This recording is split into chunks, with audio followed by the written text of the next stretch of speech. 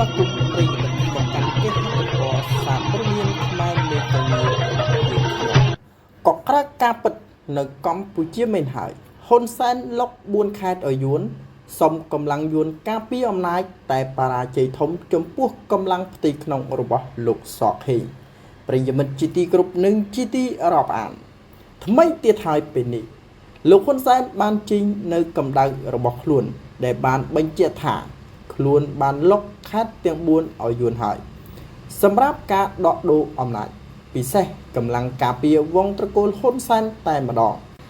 នេះគឺជាការពិតដែលលោកវ៉ាកឹមហុងបានលើកឡើងកាលពីសប្តាហ៍មុនថាប្រទេសកម្ពុជាបានបាត់បង់4ខេត្តឲ្យយួនទៀតហើយវាជារឿងពិតមិនមែនលេងសើចនោះទេសម្រាប់កម្ពុជាពេលនេះការលុកនេះកើតឡើងដោយលោកហ៊ុនសែនឃើញថាផ្ទៃក្នុងកំពុងមានមហិច្ឆតាកំទេចអំណាចរបស់លោកហ៊ុនសែនដើម្បីបង្ករចនាអំណាចថ្មីនៅក្នុងគណៈបកប្រជាជនកម្ពុជាហេតុផលនេះលោកហ៊ុនសែនគ្មានជំរើសស្ងាត់លុកឲ្យយួន4ខេត្តដែលយួនបានផ្ដល់ឲ្យលោកហ៊ុនសែនវិញគឺបានធានាអំណាចដ៏រឹងមាំនិងទ្រព្យសម្បត្តិរបស់លោកហ៊ុនសែនឲ្យគង់វង្សនៅកម្ពុជាក៏ដូចជាស្ថិតនៅក្នុងប្រទេសយួនរឿងនេះដែរបានធ្វើឲ្យសម្ដេចកូឡាហោមសខេងមានការភ្ញាក់ផ្អើលយ៉ាងខ្លាំងជាអតិបរមាព្រោះថាពីមុនលោកហ៊ុនសែនមិនចេះខ្លាចដោយរបៀបនេះឡើយតែពេលនេះបានផ្ទុះវិញនៅហានិភ័យសម្រាប់ខ្មែរតែម្ដងយោងទៅតាមរបាយការណ៍មួយដែលសម្ដេចប្រជាសេនាធាបាញ់បានបង្ហោះសារនៅថ្ងៃទី10ខែមីនាឆ្នាំ2025ថារបបគ្រួសារដឹកនាំដោយវងត្រកូលហ៊ុនសែននោះបានវិនិច្ឆ័យហើយគ្មានអ្នកការពារទៀតនោះទេពេលនេះក្រុមតបក្រុមប៉ូលីសបានដើរចេញពីលោកហ៊ុនសែនអស់ដែរគ្មានសល់ប៉ុន្មានឡើយចំណុចនេះបានធ្វើឲ្យលោកសខេងជឿថាលោកហ៊ុនសែនលុកជាតិក្បត់សាសខ្មែរខ្លួនឯងដើម្បីរក្សាអំណាចរបស់ខ្លួននៅក្នុងទឹកដែនកម្ពុជាទោះការពិតយ៉ាងណាក្តីលោកហ៊ុនសែនមិនព្រមចុះចេញពីអំណាចនោះទេលោកហ៊ុនសែនបានប្រកាសថាលោកនឹងវាយកំទេចអំណាចដែលហ៊ានបៀតបៀនមកលើអំណាចរបស់លោកនិងកូនប្រុសរបស់លោកហ៊ុនសែនពិតជាមនុស្សវិកលចរិតដែលកំពុងធ្វើឲ្យសង្គមខ្មែរកាន់តែក្រឡាប់ចាក់ជាងមុនទៅទៀតជារឿងដែលត្រកូលហ៊ុនប្រគំឡើងវាសម្រាប់វាយឆន្ទៈរបស់ខ្មែរនិងដាក់ទរណកម្មចំពោះអនាគតខ្មែរនៅក្នុងកណ្ដាប់ដៃនៃវងត្រកូលហ៊ុនជុំវិញករណីនៃឈុតឆាកលុកជាតិរបស់លោកហ៊ុនសែននេះផងដែរភាគីពាក់ព័ន្ធមិនទាន់ចំហវិភាគជាផ្លូវការណាមួយនោះទេចំពោះកម្ពុជាវាជារឿងអាស្រូវបំផុតចំពោះមហាជនដែលនៅតែវង្វេងជឿលើប្រព័ន្ធនយោបាយមកពីត្រកូលហ៊ុនថាបំរើជាតិខ្មែរមិនអោយបាត់1មីលីម៉ែត្រនោះវាគ្រាន់តែជាវោហារសាស្ត្របោករះតែប៉ុណ្ណោះសម្រាប់ការកាន់អំណាចនៅក្នុងដែនកម្ពុជាយោងទៅតាមស្ថានភាពនយោបាយក្តៅមួយនេះផ្ទៃក្នុងដែលមានគណៈកម្មាធិការបកប្រជាជនកម្ពុជាព្រមទាំងគណៈកម្មាធិការបកណ្ដាលនៃបកមួយនេះ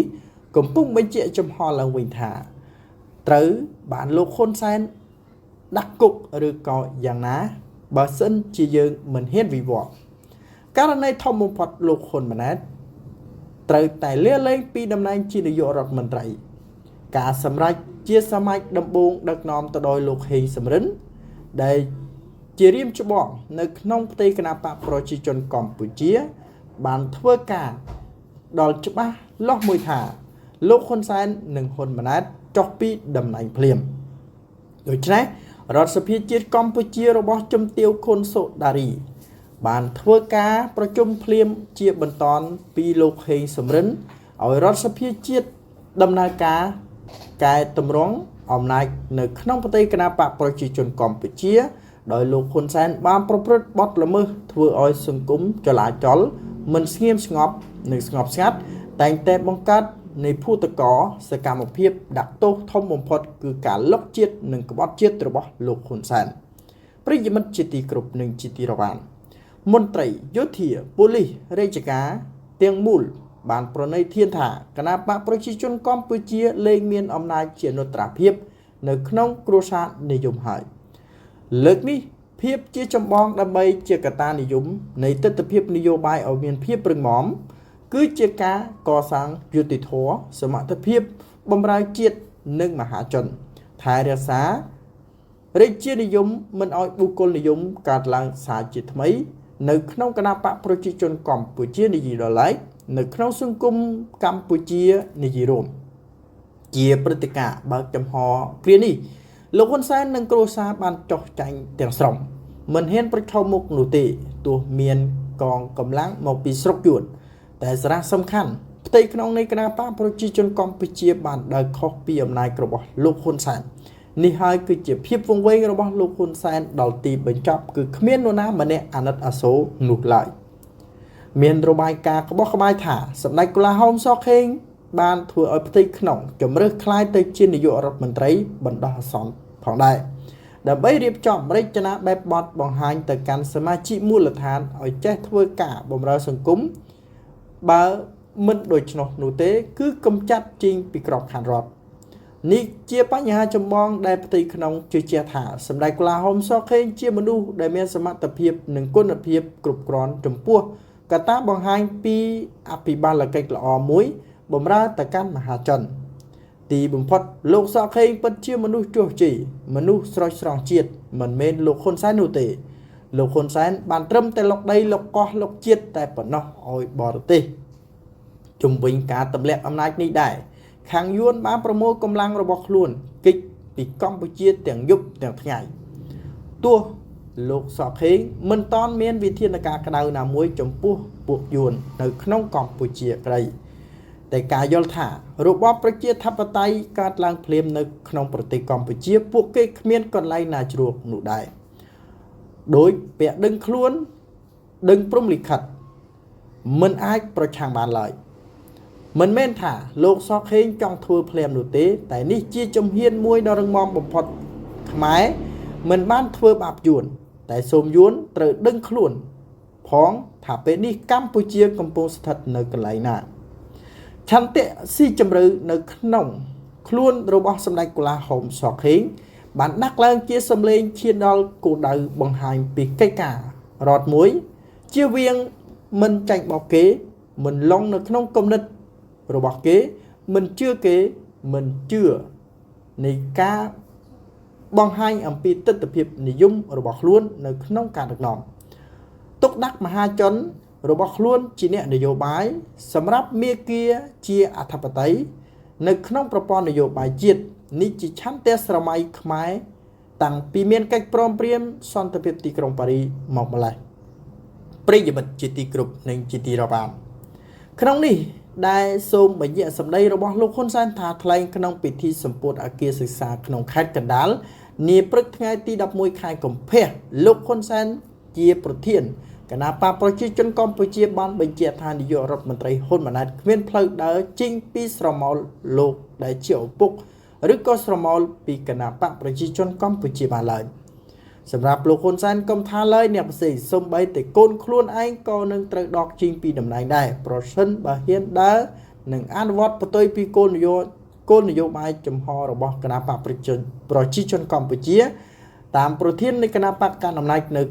ប្រទេសកម្ពុជារូបនេះដែលប្រកុលអំណាចឲ្យរាជរដ្ឋាភិបាលបន្តវេនធ្វើការតាមដាននៃគោលចំហនយោបាយរបស់បកនិងការបោះឆ្នោតស្របច្បាប់នេះជាទស្សនវិជ្ជាជាស្ដែងនៅក្នុងសង្គមខ្មែរបច្ចុប្បន្នគេសង្កេតឃើញក្រុមមនុស្សថ្នាក់ក្រោមរួមមានកសិករកម្មករមន្ត្រីរាជការកងកម្លាំងប្រដាប់អាវុធដែលមានឋានៈទាបសុទ្ធសឹងតែរស់នៅក្នុងស្ថានភាពក្រីក្រតោកយ៉ាកខ្វះមុខខ្វះក្រោយរីឯក្រុមមន្ត្រីថ្នាក់លើវិញរួមមាននាយករដ្ឋមន្ត្រីឧត្តមសេនីយ៍អុកញ៉ានិងមនុស្សជាច្រើនទៀតសុទ្ធតែរស់នៅក្នុងជីវភាពហឺហាមានលុយកប់ពពួកហើយសូម្បីតែការចំណាយធ្វើម្ហូបរបស់អ្នកខ្លះក្នុងមួយខែអស់ស្មើនឹងប្រាក់ខែកូនតាហ៊ានរាប់ពាន់ខែឬក៏រាប់ឆ្នាំឯណោះដូច្នេះយើងមើលឃើញអំពីទស្សនវិជ្ជានៅក្នុងរូបភាពនយោបាយរបស់លោកហ៊ុនសែននិងកូនប្រុសរបស់លោកហ៊ុនសែនដែលដឹកនាំក្នុងប្រទេសកម្ពុជាគឺមិនផ្ដល់ផលប្រយោជន៍ទៅកាន់សមាជិកមូលដ្ឋាន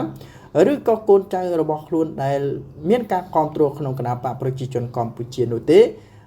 เหตุการณ์นี้คือត្រូវតែមានជំរឿសដល់ភាពជាវិសមភាពនៅក្នុងទួលនីតិដែលសម្ដេចកូឡាហោមសកខេងកំពុងតែលើកយកមកធ្វើជាឥទ្ធិពលនយោបាយនៅក្នុងកសែបន្ទាត់នៃការបញ្ចេញជាមូលដ្ឋាននឹងនាំឲ្យកម្ពុជាមានសន្ទុះដ៏ប្រកបទៅដោយវិសាលភាពនៃការដឹកនាំក៏ដូចជាការចូលរួមសកម្មភាពនយោបាយពីប្រជាពលរដ្ឋផងដែរអ្វីបើជាស្ដែងគេសង្កេតឃើញដូចមិនមែនប៉ុន្តែអ្វីដែលជាបញ្ហាចម្បងដែលនាំឲ្យស្ថានភាពជីវភាពថ្នាក់ក្រោមនិងថ្នាក់លើមានភាពខុសគ្នាដូចជាឋាននរកនិងឋានសួគ៌របស់គណបកប្រជាជនកម្ពុជាជាមួយនឹងអ្នកគ្រប់គ្រងនៅក្នុងគណបកប្រជាជនកម្ពុជាជាការពិតណាស់ភាពខុសគ្នានៃជីវភាពទាំងអស់នេះឬក៏ភាពបានខុសគ្នារបស់មនុស្សនៅក្នុងសង្គមនីមួយៗគឺជារឿងមួយដែលធ្វើឲ្យព្រឹត្តិការណ៍នយោបាយកាន់តែមានភាពតានតឹងឡើងហើយក៏ដូចជាសូរសម្លេងប្រឆាំងទៅលើរបបមួយក៏កាន់តែធ្ងន់ឡើងផងដែរអ្វីដែលគួរកត់សម្គាល់សម្រាប់ប្រទេសកម្ពុជាវិញគឺនៅពេលដែលគណបកប្រជាជនកម្ពុជាបានក្តាប់អំណាចក្នុងឆ្នាំ1979គេសង្កេតឃើញថាជីវភាពរបស់កម្មាភិបាលថ្នាក់លើនិងថ្នាក់ក្រោមមានកម្រិតប្រហាក់ប្រហែលគ្នាតែប៉ុណ្ណោះប៉ុន្តែបច្ចុប្បន្នភាពនេះជីវភាពថ្នាក់ក្រោមនិងថ្នាក់លើនៃគណបកប្រជាជនកម្ពុជាមានតម្លាភាពខុសគ្នាដូចមេឃនិងដីភាពខុសគ្នានេះដោយសារតែអំពើពុករលួយជាប្រព័ន្ធជារបបនៃគ្រួសារនិយមឬក៏ដោយសារប្រព័ន្ធនៃការគ្រប់គ្រងរបបរបស់លោកហ៊ុនសែនកំពុងបង្កើតឡើងនៅភាពឈឺចាប់និងបាត់បង់នៅស្ថិរភាពនយោបាយរបស់គណបកប្រជាជនកម្ពុជាចំពោះមហាជនក៏ដូចជាចំពោះអ្នកគ្រប់គ្រងនៅក្នុងគណបកមួយនេះផងដែរជាការពិតណាស់នៅក្នុងរបាយការណ៍ជាច្រើនបានបង្ហាញពីទ្រព្យសម្បត្តិដ៏មហាសាលនិងរាប់លានដុល្លាររបស់ពួកគេដែលមានអំណាចនៅក្នុងបរិបទនយោបាយហ៊ុនសែននិងបកពួករបស់លោកហ៊ុនសែនដែលមានមកនឹងកាត់ឡើងអំពើពុករលួយនិងមធ្យោបាយទុច្ចរិតផ្សេងពីគ្នាដើម្បីយកធនធានជាតិមកធ្វើជាទ្រព្យសម្បត្តិរបស់ខ្លួនមកធ្វើជានាវានិងផ្លូវដើររបស់ខ្លួនដើម្បីការកេងចំណេញកេងប្រវ័ញ្ចនៅក្នុងដែនកម្ពុជាឲ្យคล้ายទ្រព្យសម្បត្តិជាតិមកជាទ្រព្យសម្បត្តិរបស់គ្រួសារប្រិយមិត្តបានជ្រាបច្បាស់ហើយថាក្នុងលំហនៃទស្សនវិជ្ជាអំណាចដែលសម្ដេចកូឡាហោមសកខេងចង់បញ្ជាក់ឡើងអំពីលក្ខណៈជាភាពវិជ្ជមាននៅក្នុងរាជរដ្ឋាភិបាលគឺជាជំរឿនមួយសម្រាប់ការនិយាយនៅក្នុងផែនការនិងការបង្ហាញជាងអំពីយុទ្ធសាស្ត្រជំនឿនៅក្នុងកត្តាការបង្ហាញជាងអំពីវិសាលភាពអំណាចក៏ដូចជាកត្តាការចង់បាននិងការដាក់ឡើងជាចរន្តភាពមួយសម្រាប់និយាយនៅក្នុងចេតនានយោបាយដ៏សមស្របនឹងការបង្ហាញជាងអំពីសកម្មភាពនិងគោលដៅដ៏ច្បាស់លាស់របស់សម្ដេចកូឡាហោមសកខេងដើម្បីនិយាយនៅក្នុងភូតហេតុនយោបាយមួយទៅកាន់ប្រព័ន្ធនៃការដឹកនាំរបស់លោកហ៊ុនសែនជាភាពអនុត្តរអំណាចជាភាពកោងកាចជាភាពលុបបំបាត់សុទ្ធសេរីភាពនិងឆន្ទៈមតិរបស់ប្រជាពលរដ្ឋនេះគឺជាគតិនិយមមួយសម្រាប់សម្ដេចកូឡាហោមសកខេងនិយាយនៅក្នុងបរិបទនិងឈុតឆាកក្នុងលំហជាគតិយុត្តលើលំហជាអព្យាក្រឹតនៅក្នុងទួលនីតិនៃការគ្រប់គ្រងរដ្ឋនិងបង្ខំរដ្ឋទៅតាមឆន្ទៈរបស់ប្រជាពលរដ្ឋនិងភាពរុងរឿងដ៏មានសក្តានុពលកើតចេញអំពីអ្នកដឹកនាំប្រកបទៅដោយយុត្តិធម៌នៅក្នុងសង្គមពោពេញទៅដោយលក្ខណៈបំរើរាស្ត្រមិនមែនជាភាពកេងប្រវ័ញ្ចកេងចំណេញបង្កើតរូបភាពទុច្ចរិតនៅក្នុងបរិបទរំលោភបំពានដែនអធិបតេយ្យនៃនីតិរដ្ឋអង្គនីតិវិធីនីតិច្បាប់និងនីតិសហប្រតិបត្តិរបស់រដ្ឋរបស់ព្រះរាជាដែលជាខួងអំណាចមួយសម្រាប់និយាយនៅក្នុងសុក្រិតសម្រាប់ជាជំនឿទៅកាន់ប្រជាពលរដ្ឋរាប់លាននាក់ដែលកំពុងទទួលរងនៅសម្ពាធនយោបាយមកពីលោកហ៊ុនសែនគឺការបញ្ចប់នៃសម្ពាធនយោបាយរបស់លោកហ៊ុនសែនគឺឈានដល់បរិបទដោយសេរីនិងការយកចិត្តទុកដាក់របស់ប្រជាពលរដ្ឋសាជាថ្មីក្រោមរូបភាពនៃវិនិយោគនយោបាយរបស់លោកសខេងសារព័ត៌មានខ្មែរមេកុងយីសូមអរគុណទៅកាន់អស់លោកអ្នកដែលបានតាមដានសារព័ត៌មានរបស់យើងខ្ញុំដើម្បីអស់លោកមិត្តអ្នកស្ដាប់ងាយស្រួលតាមដានសូមចុច Subscribe និងចុចកណ្ដឹងដើម្បីទទួលបាននូវវីដេអូថ្មីរបស់យើងខ្ញុំបានគ្រប់ពេលវេលាសូមអរគុណនិងជម្រាបលា